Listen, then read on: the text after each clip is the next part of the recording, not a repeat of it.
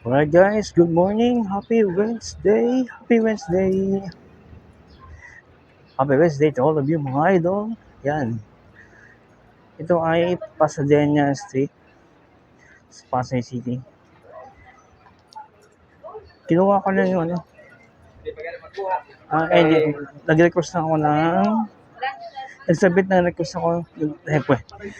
Nagsubmit ako ng request ng TOR ng aking pamangkin sa Pasay West. So, yun. Ito, pamilya tayo. Ito na yung daanan papuntang CUP, City University of Pasay. So, yun. Have a wonderful day ahead. Alright guys, welcome back. Yan, dito po tayo sa E. Rodriguez Street. Yan. Doon tayo galing. Sa overpass, sa kabila. So anyway, yun. Galing nga sa school lang, pamangkin ko. Pasay City West High School. Para isubmit ang school request. School request na kasi college na yung pamangkin ko. Kailangan ng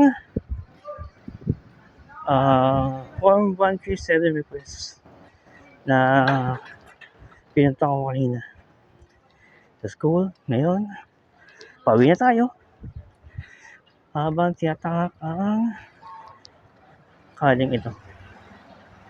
So ayun, regarding sa enrollment, soon to be enrollment ko, bali hindi ko muna tinuloy ang enrollment ko sa AMA College and University kasi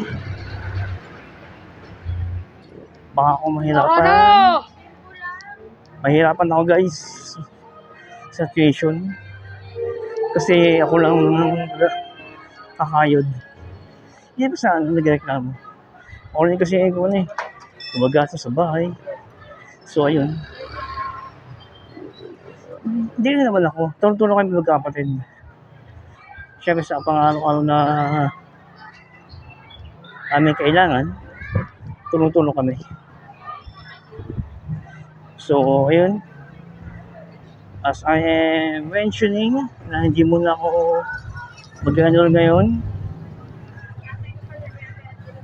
kailangan ko munang i-settle ang aking sarili. Kailangan ko i-settle ang mga utang. May mga utang ako pero hindi sa tao, sa GCash, SSS, Pag-ibig, yun ang utang ko. Pero hindi ako umutang sa mga tao. Yung tao na utang, hirap yun. Sila may utang sa akin, pero hanggang doon lang yan. Dahil hindi na ako magpapautang kasi ako rin mahirapan eh. So pasensya na po kung hindi ko man kayo papahiram dahil din ako, may kailangan ding bayaran. Araw-araw na gastusin sa pagkain, bayarin sa mga bills, sa mga gamot, yun, at check up. Yun ang kailangan ko i-settle muna ngayon. So by next year, yun, makakapag-enroll na ako. And yun na kasi ang aking pag-asa na sa akin na lang opinion. Yun ang aking sariling tawag ito, achievement Kasi naniniwala ako na sa panahon kasi yun, kahit saan ka mag-apply, kailangan ng bachelor's degree. Ewan ko ba sa Pilipinas. So, ayun. Yun ang aking dahilan kung bakit hindi mo na ako makakapag-enroll ngayon. Gagawin ko na muna ay yun, trabaho mo tayo. Focus sa trabaho. Focus sa mga bayarin. At focus sa aming kalusugan. Bilang mo na magagawa ko. At kung kaya, sasabayan ko yun ng ipon syempre. Para kahit na paano meron akong bala. Bala na pagbukuhaan para sa gastusin. At sa enrollment. Hindi na basta enrollment eh. Mahaba bang ano yan. Malaking halaga. Ang kailanganin. 4 years yun. 4 years. 4-year course. Kaya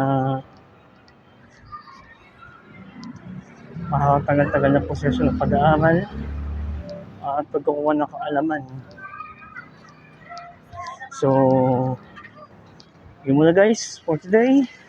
So, kita isa na tayo sa bahay. See you around. Hello guys, welcome back. Here in our home, humble abode. Yan. Sa aming washing area. Ang aming gate. Yan ang pinakabahay namin. Yan ang bintana. Ayun ang aming TV. Yan. Yan ang pintuan namin. Maliit lang ang aming tahanan. Isang bungalow. As you compared sa mga kapitbahay namin dito na 2-story, 3-story, 5-story building, mga ganun. So anyway, regarding kanina sa yun, pag hindi ko pa ganun, well, talagang big, yun eh, isang challenge yun sa akin. Kasi ako rin ang mahirapan sa pagdanulo. Lalo akong mabang sa utang. Kaya ayoko pa nangyari. So ayun, sa ngayon magagawa ko lang muna. Focus muna sa trabaho. Bayad ng mga bayarin, mga utang ko. Sahel namin. Siyempre kahit pa paano, kailangan talaga mag-savings ako kahit pa paano. Para meron akong bala sa susunod na taon, na school year.